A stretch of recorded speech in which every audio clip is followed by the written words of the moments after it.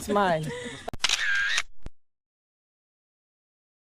Whole Aventurista, good day! Ngayong araw mag-family bonding muna kami. Siyempre, ako ang taya, ha. Samantalahin ko muna ang pagkakataong ito habang mga baby pa ang mga pamangkin ko. Kaya mga tropa, sumama na rin kayo. Let's go! Tara.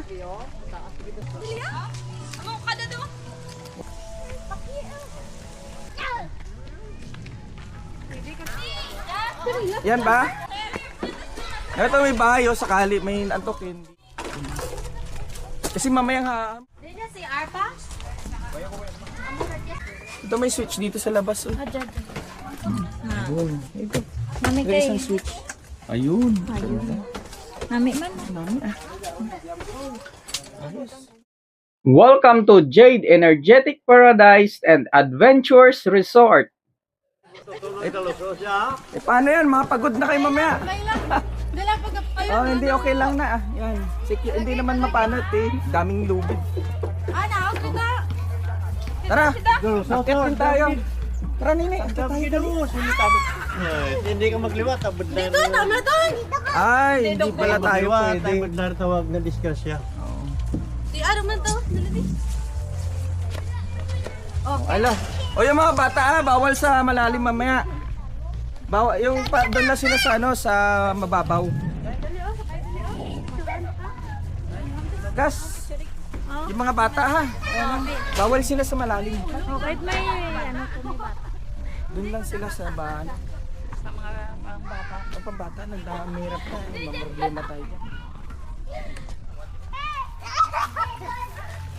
Dapat doon sa taas. Hindi ko kasama. Ayun lang. Dito sa gitna nini oh.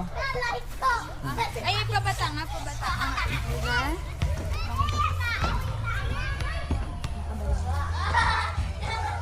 Pabida-bida muna ang tito ngayong araw na ito.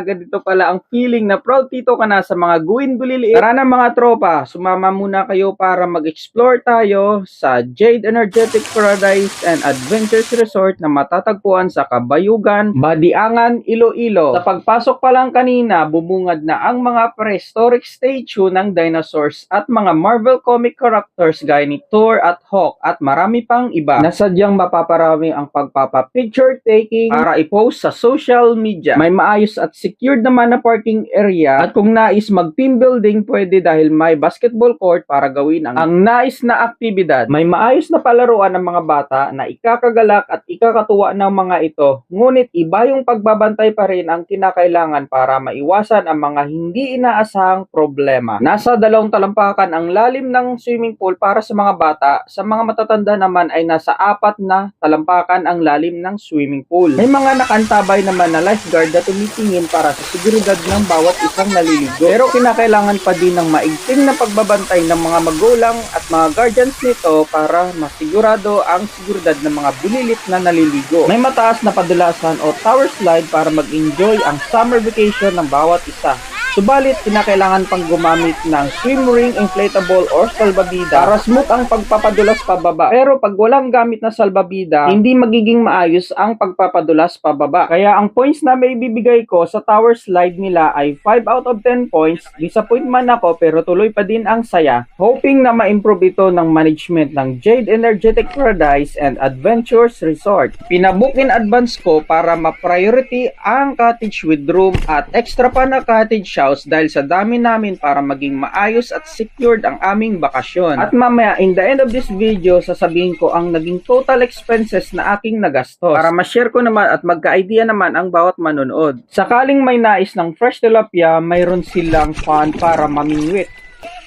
Ang presyo ay nakabase sa bigat o laki ng isdang mahuhuli. Nasa pag-uusap na yan ng management ng resort. Dahil sa proud dito ako sa araw na ito, bago ako bumalik sa Metro Manila, I make sure na may family sweet little bonding moments muna kaming magkakaanak at magkakapamilya. Dahil sa now lang ako makakasama ng aking mga pamangking guwin buliliit sa tagal kong nanirahan sa Metro Manila. Siyempre, para makabanding ko muli ang aking parents, siblings at relatives ko sa munting sandali ng aking bakasyon. Ang entrance fee ay 150 pesos pesos pag bata, 250 pesos sa adult, free ang baby at below 3 talampakan ang taas. 3 ang tricycle na na-rent ko na nakuha ko sa halagang 1,500 pesos bawat isa, total na 4,500. Ang cottage na pinareserve ko ay by Kubo with room, 10 packs, price value 700 pesos. Kumuha pa ako ng extra na bahay kubo, 25 packs max, price value na 700 pesos, total of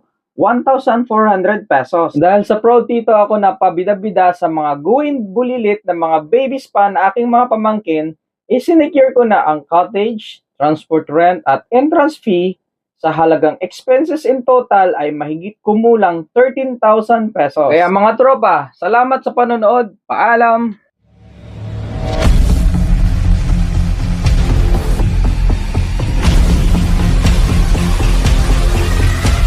Thanks for watching.